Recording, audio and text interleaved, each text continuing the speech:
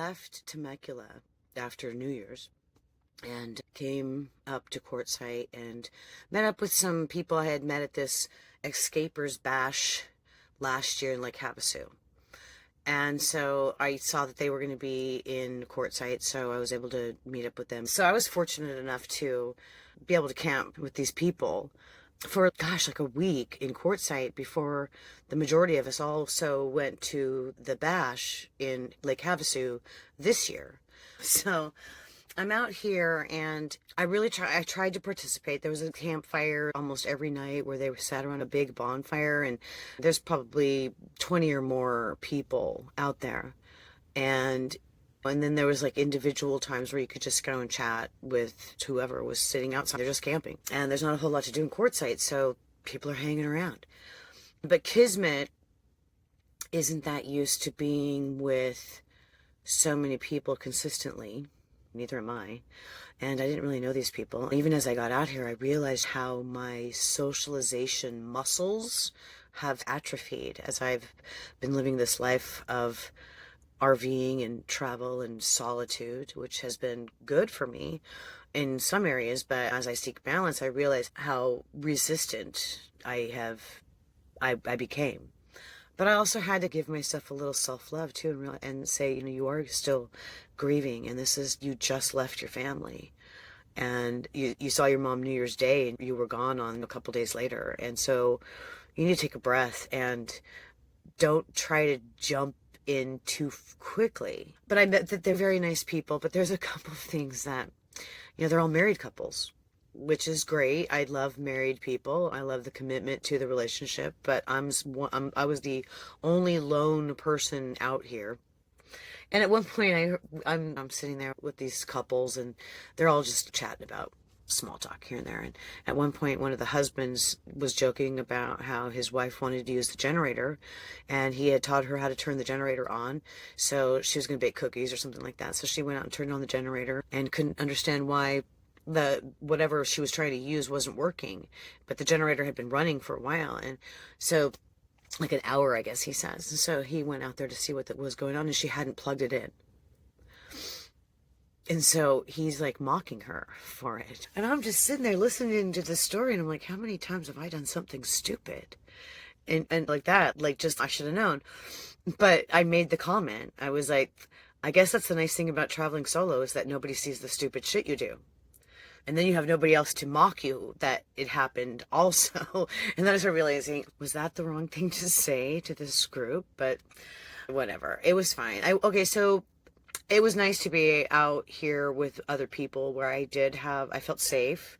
I felt welcomed. Good people. Some of them I would love to remain friends with. So the bash.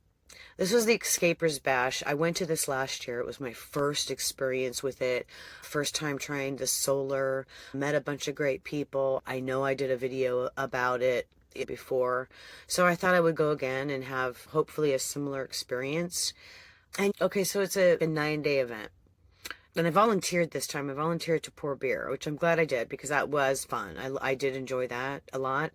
So I had a decent spot, but as things started filling in, I have a 25-foot trailer, and I was stacked between 2 motorhomes or a 45-foot fifth wheel, and this guy that had the big fifth wheel, which was 10 feet away from my front door, a construction generator. Because this time I didn't go into solar. Since I've been having the issues with the batteries and everything, I thought, you know what? I'll just feel safer if I have the privilege of using my generator as a backup if I needed it. Didn't really need it very much, but was so glad I made that choice. But I got stuck next to a dude that was using a construction generator all day long, like in my face. And it's not like there's a lot of stuff that goes on during the day. Plus, I had to work a couple of days. So I'm working with this generator in my ear both of the days that I'm doing therapy. I ran into the people that I was here with, and we immediately had some time together on Saturday. Then Sunday, I enjoyed the live music. I enjoyed pouring beer. I went to a seminar on AI, which was really helpful for my writing, and I'll get into that too. I enjoyed myself, but yet still, once again, resistant to I just didn't really feel completely up to making the effort to really be social. And I went back and forth beating myself up for it, and then realizing, Kelly, you're grieving, and maybe this is not the time or the place for you to be right now. So just chill, because I could literally just stay in my trailer and nobody would even know I was there, which is not entirely what happened. I didn't stay in my trailer. I did do all these things, but I didn't make efforts to go and sit with my new friends. They weren't, it's not like they were like next to me. They were a row of trailers over. You're packed, like it packed in like sardines, like a parking lot. And they were like a couple of rows over. So for me to see them, I'd have to like make the commitment to walk over there and ask to sit. And once the grief kind of kicked in, I realized that the 5-month mark of my dad's passing happened during that, right in the middle of it. And even though I hadn't even really considered the date on that day, it was at the end of the day when all these things just caused me to feel stuck in the mud. It was just all of a sudden I went zoom. I just drove into a pile of mud, and now I'm just okay. And it was at the end of that day that I realized what the date was, and it's like, oh, okay. So I just had to take it easy on myself.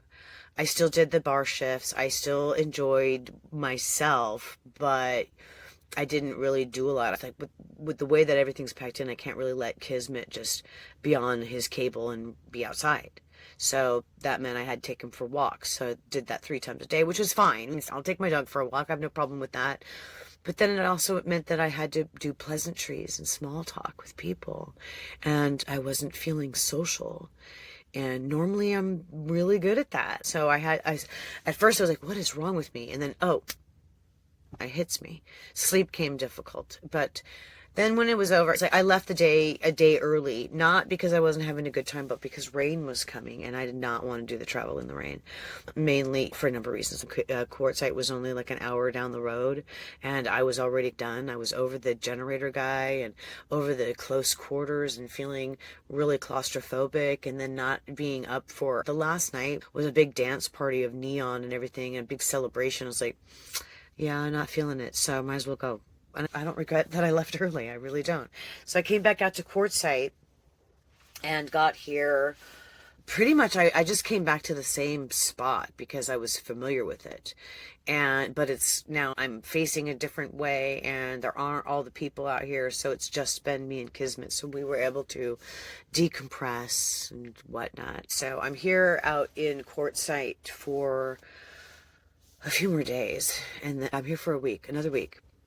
The reason being is I deliberately connected with my old friends Bill and Darla, who are also full-time RVers and have been doing this for years. Their daughter Leah and my daughter Courtney met in kindergarten, and so Darla, their mother, and I met and we became friends. Our daughters were in each other's weddings, and we've done baby showers and bridal showers and birthday parties and all sorts of stuff together throughout these 30-some years. And when they discovered the RV life, it was at my daughter's wedding, and they were sitting with my aunt and uncle, who at that time had been 15-year full-time RVers themselves, and shared their story and their journey, and Bill just loved the idea of it, and that's what they did. And so they even did some traveling with my aunt and uncle. So I connected with them, and Bill's going to work on some items in my trailer that I want done. So I'm going to go to the campground that they're staying at. They're here in Quartzsite for the big RV show. And because Bill wants me nearby, so he's got his toolbox.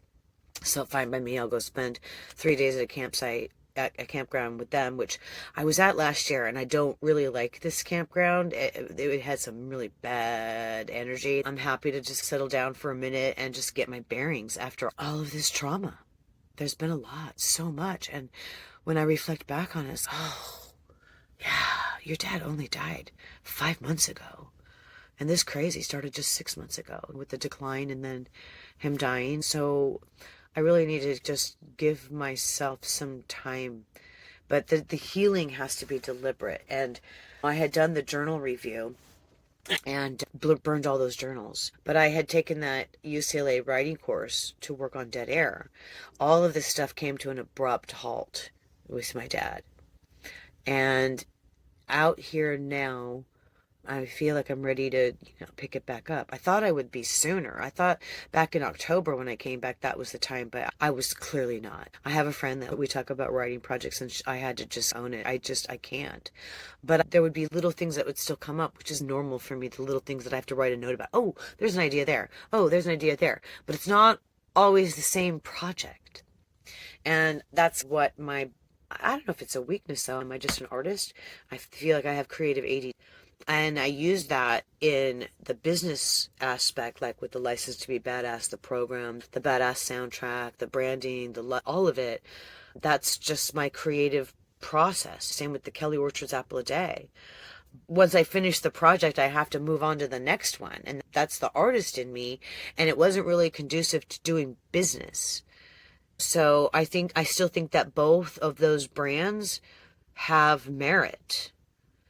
But I'm not going to be writing any more mental health programs. I have no intention, no desire to do any more. I've already done them. I've done 2. I don't need to do more.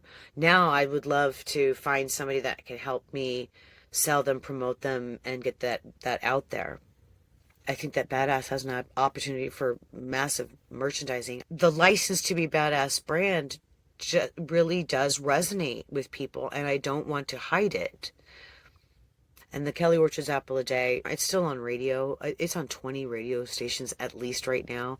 And the only reason it's not increasing is because I haven't been pushing it. I haven't been trying to sell it. I haven't been trying to promote it. And I think that it has merit also to go into syndication and to get a sponsor and to maybe make me some money along with the books. I'm trying to come up with other ways to utilize my creativity, but I don't want to do it in business anymore. Meanwhile, I'm going to write my stories. So back to dead air, or is it radio and records cafe, or is it red car dreams? I have been dabbling and playing with all 3 in the last 48 hours because I went to that AI seminar. And I learned a little bit about how to utilize AI and what it can be used for. And it was just nice to see a demonstration done. Even though it had nothing to do with what I'm doing, I downloaded the app onto my phone. I got it on my computer, and then I started playing with it. It helped me to come out of a bit of a writer's block. And then yesterday morning, I was awoken really early. God will do that to me. He'll wake me up at 2 o'clock in the morning, 2:30. It might be God, it might be grief. It could be both. But my thoughts were just racing everywhere. It wasn't a consistent theme. I would go from anger about certain circumstances and outcomes in my personal life with my family to ideas about stories. No, actually, I hadn't been thinking about Red Car Dreams much, but Radio and Records Cafe and Dead Air, and wondering how I'm going to balance the two because both of them are completely on my creative radar. So I got up and I prayed and I went outside, and the moon was bright. It's just after a rain. It smells really clean in the desert. That dew on the ground, and well, it probably wasn't even dew. It was probably still wet from the rain because we had rain for a couple of days. And I just prayed a lot. And then I came inside to drink coffee, and I got time to kill before sunlight. And I just opened up my files where my creative projects are. And I started reading through my journal review. I was keeping documents of things, and I wasn't just reading them and throwing them away. I was extracting chronological insights, dreams, psychic moments, scripture, Bible studies, stories I'd written, or dialogues. I was capturing characters, settings, and scenes. That's how I write my process. I didn't want to burn all of it, but I also didn't need the mundane thoughts anymore. I was just perusing some of the documents, and then lo and behold, discovered that I'd already had this outline for Red Car Dreams. And I identified what each car story was going to be and represented, the lesson represented in it. And I didn't know. I had forgotten I'd worked that much on it. And I know I haven't talked much about here, but it'll come later. And then reading stuff that I've written about Radio and Records Cafe, but finding other notes elsewhere It doesn't have to be online. It's called Scrivener. And so my writing friend, she was telling me, when you get it, blah, blah, blah, blah, blah, it'll do this for you and that for you. And I'm like, okay, yeah, it sounds familiar. And then lo and behold, I discovered that it's on my laptop. And I open it up and my whole dead air book is already in it. And then I had that, oh yeah, I did this. I do have this. That's what grief can do to you, is really make you forget some of the things that you've done, or progress that you've made, or projects that you've worked on, or emails that you sent or didn't send, or days that go by. And I perfectly aware that I have the tools that I need, because I am a grief counselor. I'm certified in grief support. And so it's not that I'm not recognizing. I was just, it was just my own personal revelation, like, oh, wow, it's for real. And it took me by surprise, but I guess I was really happy that I'd already done all of this work with these projects. But it was also disconcerting to realize how I had forgotten it. But that's what the brain does. We get traumatized by something. And the chemistry in our body, whether it's the fight or flight or the adrenaline or whatever it is to protect us, that's what it's doing. And so it was enlightening to discover that I'd already done all this work. And so I'm going to get back into my studies. It's been a really rough couple of years. Really life-altering. And I said at the beginning of this journey that I'm not writing another chapter. This is the sequel. And honestly, I still don't know where I'm headed. But I do know that the destination is not as important as the journey. And so I'm going to appreciate the gift of the present and let God lead me where I go. And so here I am in Quartzsite. And some of the people that I met at the bash, okay, you meet all sorts of people. Some RVers was like, so do you have a channel?